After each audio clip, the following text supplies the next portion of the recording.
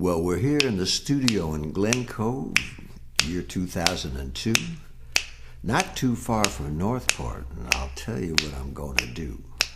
Go back in the track with Jack long ago, way back in 1957. Just before he came up to Northport, when he finally found his house, he thought he was in heaven. Because when he saw that house in 58, he told Robert, Frank, and me, my mother's never, ever in her life going to work in a factory. We're going to have a house, and as quiet as a mouse, we're just going to live our life in style. All the old friends can come and crash out with us, and we'll have fun, and after a while, je serai un bourgeois gentilhomme, just like I always dreamed I would be. Like I promised my dad before he died that my spontaneity would never conflict with the caring for my mother and my brother and sister artists all the time. And someday we'll get an old house in the country and lie with hammocks and lie on down the line and dream of all the places that we wanted to go and the places we have been. And think of all the ecstasy and all the beatificness, not the sin. Because the sin was not remembering and forgetting what we really knew as children way back then, for which we could say whatever our backgrounds. We came from the same holy amen, which was the church or the synagogue or the temple or the mosque. Didn't make any difference at all. All we thought about was ascending, not about the final fall. Well, those years that Jack lived in Northport way back long ago, finally being honored in the year 2000. And add 2 to that, and it'll be 2002 right here in Glen Cove, near Northport town. And it's here all these young poets having their poetry read means it's going down and it's turning around, and it's not from the past. It's not the final blast. It's not nostalgia. It's living spirit today to blow all those blues away. So since Shakespeare a long time ago said that brevity was the soul of wit, for the love of Jack and George Wallace's tribute, I guess that's it. Authorized Distributor of the Night. A red sun is low and steady, sinking slow. Indigo frost on the horizon. And I am the authorized distributor of the night, in the home of evening leaves, cicadas, and limbs of women. What talent brings the passive day? Who stops the sun from screaming and shakes loose the parts of darkness? It is me. I am the authorized distributor of the night. Shut your eyes and wait. I am the sacrificed benefactor, the power generation factor of dark pleasure. Night. My agents of sleep will come to you, slip up and whisper in your ear. Car crash, oblivion, Salt Lick Nation. Go on, sleeping heads, try to fight the dream of endless tunnel, 101 hunger lakes, milkshakes and murder, Vegas windshields. I am the authorized distributor of the night. From now on you will obey. Your slumber steeped in lush colors. The dream of your lover's body, dark, succulent, marked now by the wand of your heart. I am the authorized distributor of the night, and tonight you will dream of doll heads and surface tension. I am the sacrificial benefactor, and tonight you will dream of magnolias.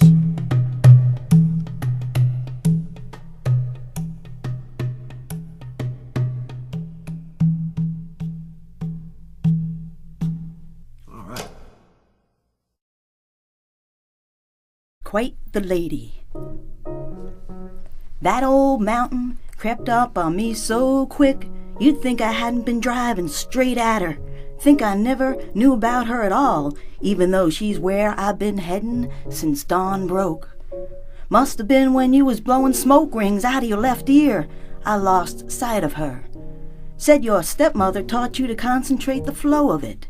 I said she must have been quite the lady. And you snorted, "Lady, nah, just a trick." And next thing the fog lifts, we're smack up against something.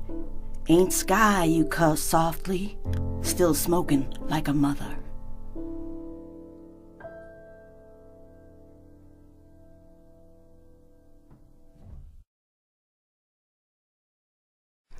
rolling down the Himalayas. Getting blitzed and falling off a stool, she rolled down the Himalayas and landed on her head. A great percussionist pounded out a riff on her temples and on the lid of her third eye. But she couldn't keep the beat. She knew she couldn't dance, so she beat to the beat and punched her inner organs. She shook, sweat, squirmed, but she never threw up. She kept her pain inside of her, like a tumor or a memory. The next day she found herself strung out at the Vatican. Down each holy corridor were paintings of the Blessed Virgin Mary in her sky blue robe, sometimes painted pure, sometimes pregnant, sometimes postpartum, glowing, holding her treasure, levitating her crown, on task, one with the moment, realized, sanctified, feeling all right. She found the thought in the gooey swamp of morning. Either I become inseminated quick, or I'm getting me a bottle of blood red wine.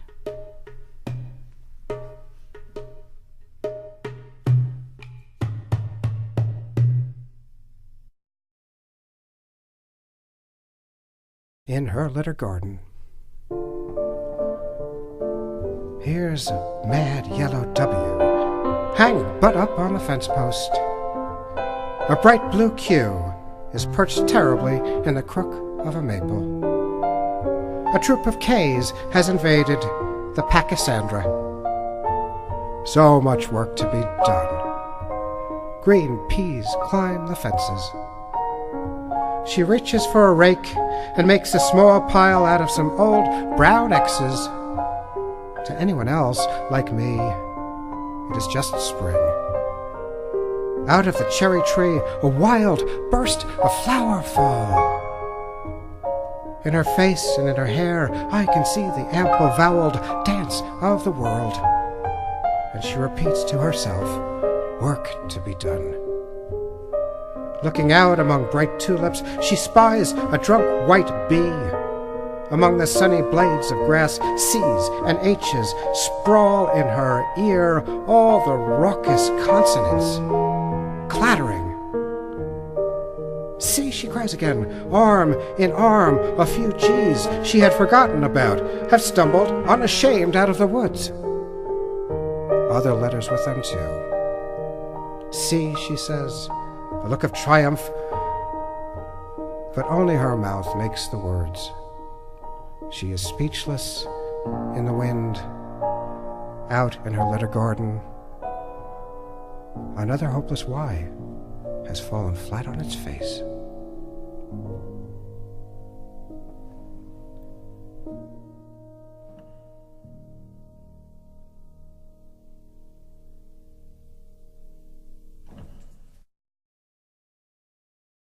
Blessing of the animals.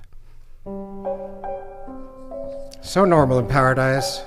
Sunday morning's hominid parade of pets. An owl, an eagle, a monkey, a parrot, a dog. The blessing of the animals. No less than the mauling paws of lionesses torn across every mournful pew. And listen, here is the preacher's homily, poured out on the deaf ears and morbid manes, the grand dame's salmon-colored pate swings open, and morning hangs out like palm trees on her purse strings to dry. See the church lights fade to bauble-eyed black, with each uttered word an incantation, as all the long while, and outside the northerly blown away laughing wind, with its already gone Buddha edge of rain inside it, plays a song clear and loud, and cloud again. howlingly, and into the knowing sun.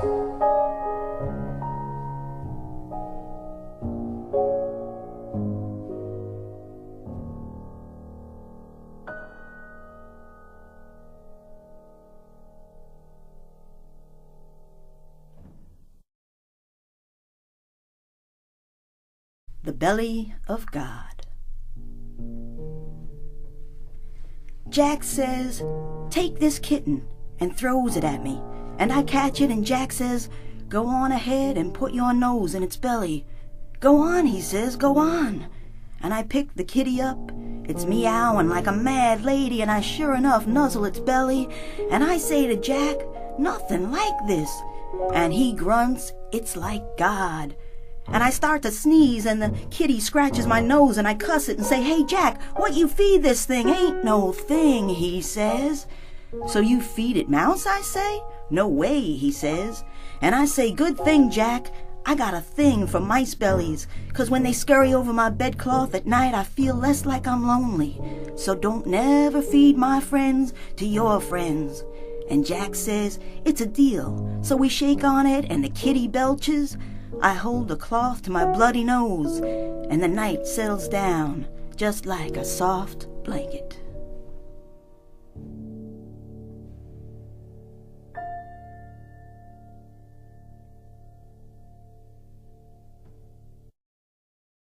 The living and the dead. The men set up camps along the banks of the Ganges, rising at dawn to cook their meals, and wade waist deep into the murky brown waters, spear in hand. One sailed a small skiff past the point where a man could stand. The tigers watched silently, crouched in the cool of the mangrove forest. A young boy showed the others, as his father had shown him, how to fashion the masks that kept them at bay. He smiled as he painted on the eyes, and affixed this amulet to the back of his own head. The tigers grew uneasy, and for days neither slept nor ate. Who are these men that have no fear, with their eyes black and unblinking? Indeed, they are the dead, the tigers concluded, and thought it right to guide them away from the realm of the living. On the dawn of the 5th day, some began to edge farther out toward the shore, meeting the gaze of a line of men who did not flinch. Only when the tigers were almost upon one did he swiftly turn to show his second face, as his eyes squeezed shut.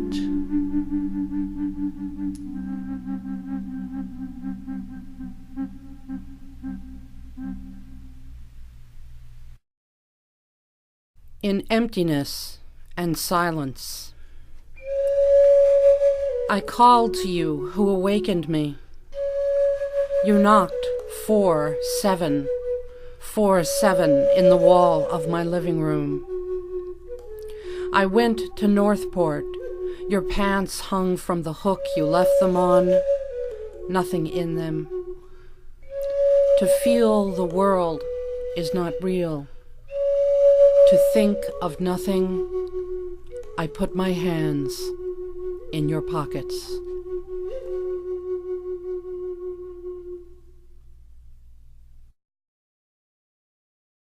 A boy should love a girl because of eternity.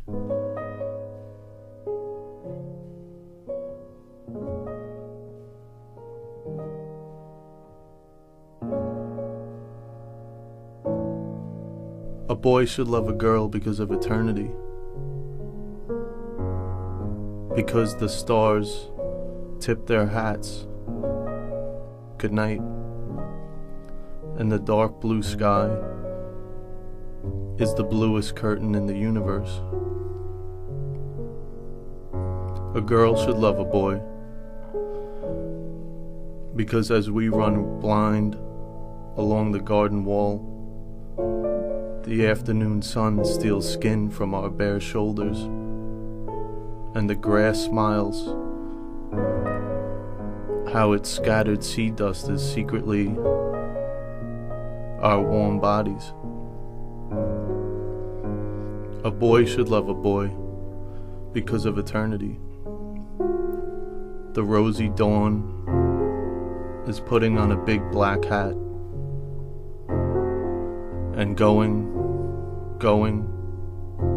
invisible. A girl should love a girl because of eternity, because the landscape darkens. Light is slowly leaving the mountains, and the wind gets cold. The wind gets cold.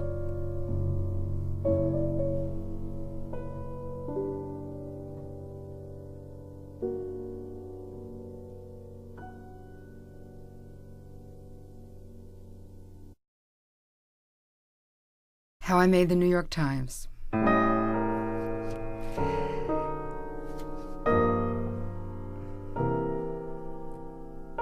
It's true. I made the New York Times, my pictures on the wall at Gunther's. And I owe this to Jack Kerouac, because his favorite place to drink in Northport was Gunther's.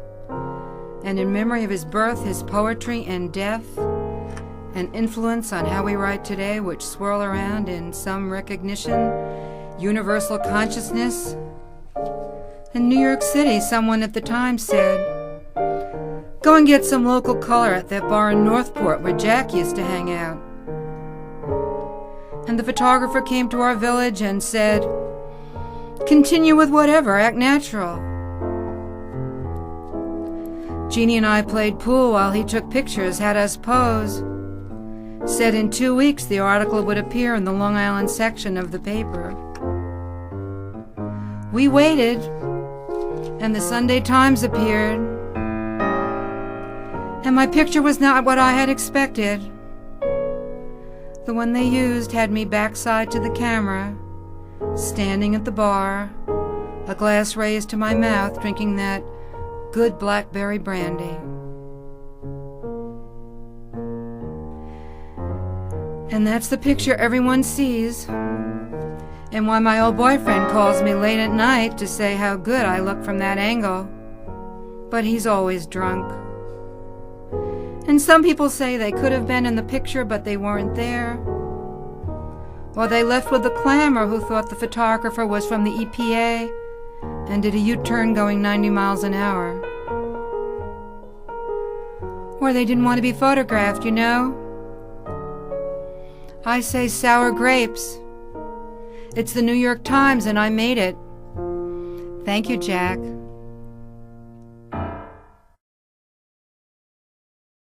Women, don't let your man read Kerouac. If you want obedience, commitment, monogamy, don't let your man read Kerouac. If you want babies, a father, life insurance, don't let your man read Kerouac.